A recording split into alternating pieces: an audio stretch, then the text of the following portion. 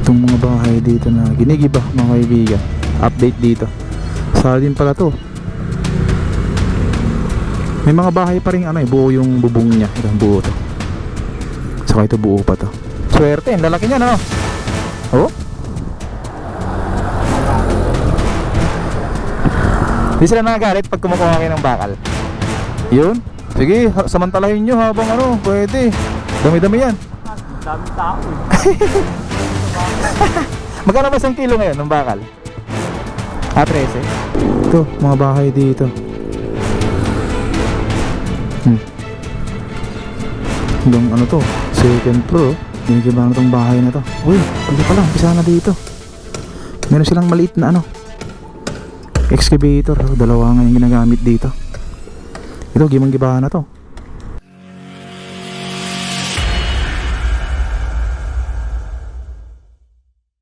Good morning guys. Dito ngayon sa may itong section 2A ng Skyway Stage 3. Malawak-lawak na yung dito mga kaibigan.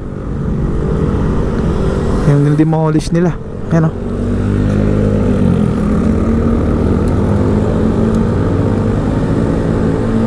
Mabot na hanggang dito. Meron din mga dyan kung mapapansin nyo. May mga bahay din palang dito, mga ganda Tapos yung tubig nila dito parang umaagos na lang siya na hindi naputulan. Yan meron silang kinukuhanan dyan na gripo.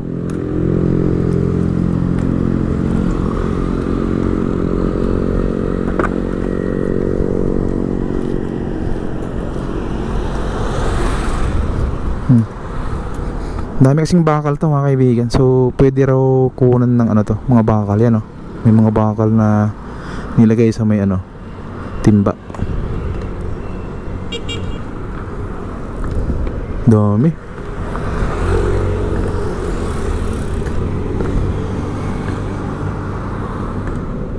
Ito.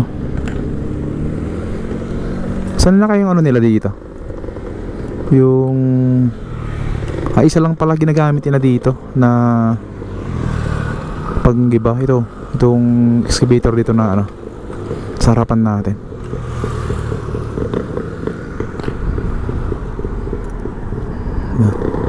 Tapos mga kahoy din tingnan mo kung mapansin nyo. Pwede rin yan panggatong. Yan. Marami pa dyan bantay sa may malapit sa Pandakan.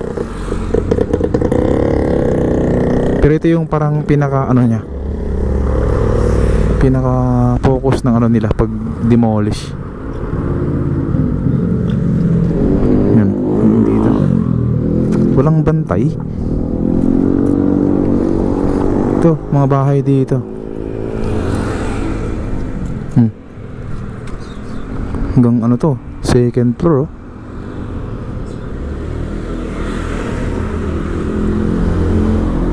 Tapos may mga pa dito, mga drawer. Ito, ubos to. Ubos tong mga bahay dito. Meron din dito.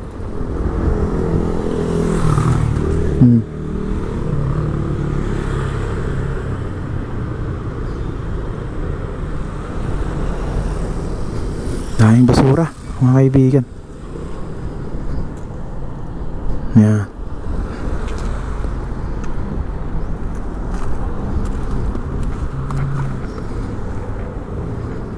Itong mga bahay dito na ginigiba mga kaibigan. Update dito. Sala din pala to. May mga bahay pa rin buo yung bubong niya. Ito buo to. Saka ito buo pa to. Hindi ko lang alam din kung wala lang tao yan. Hinantay na lang din magiba. Pero maraming mahakot dito ng mga basura. Maraming hakutin dito, mga debris yan. Ito mga semento na to. Tsaka mga kahoy. Ito sinasamantala ng mga tao dito.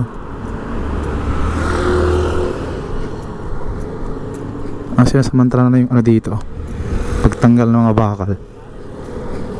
Allowed naman sila pinayagan. Ito yung bahay dito na ano. Ganda pa naman to, solid oh. Solid.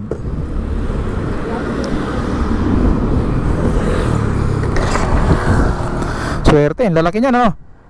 Oh. Di sila nagagalit pag kumukuha kayo ng bakal. Yun. Sige, samantalahin nyo habang ano, pwede. Dami-dami yan. Daming tao eh. Gagawin sa bakal. Magkano ba isang kilo ngayon ng bakal? 13 lang 13? dyan. Pero meron din sa San Andres, 16. Pareho. Kahit na, kahit makasampu ka na isang araw, di ba? 1.16 ka na, ay 1.3. 10 kilo. Pwede na.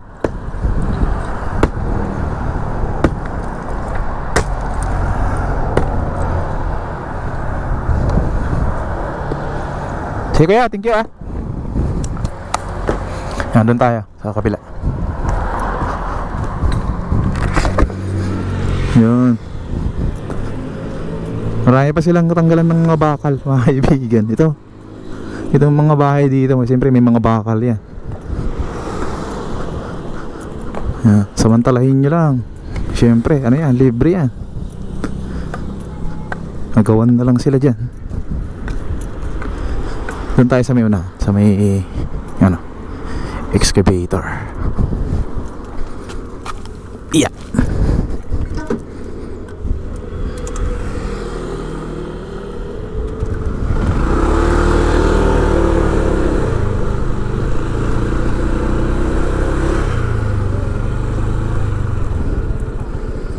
Dito.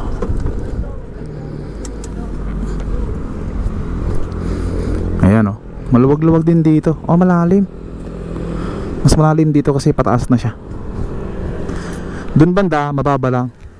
Pero kailangan mahakot din yung mga ano dyan, oh, yung mga semento. Halo na semento saka mga lupa. Dito na yung ano nila. Yung backhoe o excavator. Yan, may mga pompa dyan, oh. Ang tinatanggalan ng bakal 13 pala isang kilo dito bakal. So kung makasampu ka, meron kang 1.3. Dito tayo, so na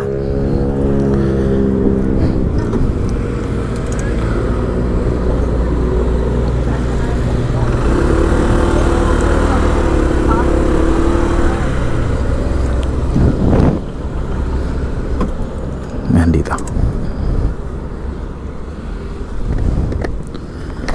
Dito yung ano nila, yung excavator nila, tinatanggalan ng ano, mga nakalagay na putik sa pinakagulong niya.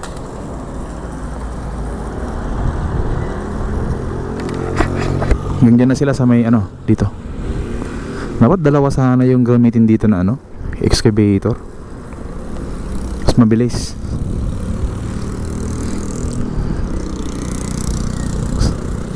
Isang linggo pa ano to, malinis na dito mga kaibigan.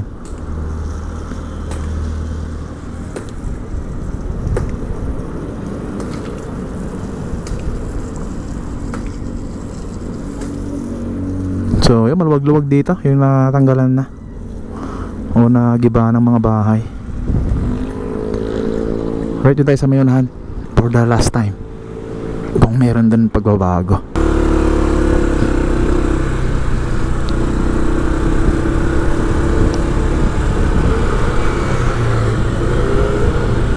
Uy, dito parang nag-start na rin sila dito. Yan o, may nangigiba sa taas o. Natin.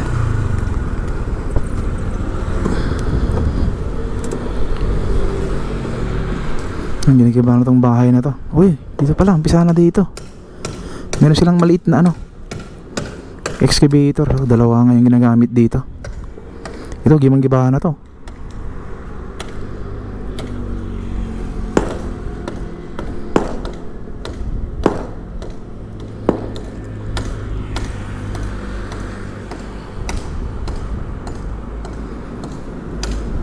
Yan, dyan na sila nag-start din. pasalubong sila. Doon banda, medyo tapos na rin yung sa may gitna niya. Papunta na dito rin yung isang excavator. So salubong sila. Ano, ginigiba. Ito yung bahay dito. Giba na rin, tanggal na. Yan, ito malapit-lapit na to itong bahay dito sa unahan. Pagkaroon na sila dito. So yung iba inunahan na nila. Yan oh, may mga nauna ng tanggal ng mga bakal oh. Diba? Okay lang yan, allowed naman daw sila. Tinanong ko yung isang tao doon kanina.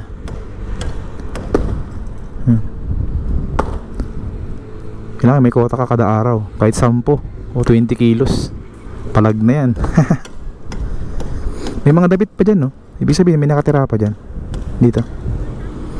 Itong may bubong na to. Ito mayroon ng bubong to. Kuya oh, sige. Para sa bayan. Para sa pamilya. Lagari si kuya. Hindi kaya ito ng bolt cutter. Kailangan talaga ano, lagari. So siguro mga ano pa to, 1 linggo mahigit. Ay makita natin yung pagbabago dito. Malinis na dito, panigurado. Alright, thank you po sa pagsama sa akin. So next Saturday ulit tayo para makita natin yung pagbabago dito. Thank you po. Ingat tayo lagi mga kaibigan, and God bless po sa ating lahat. Peace out.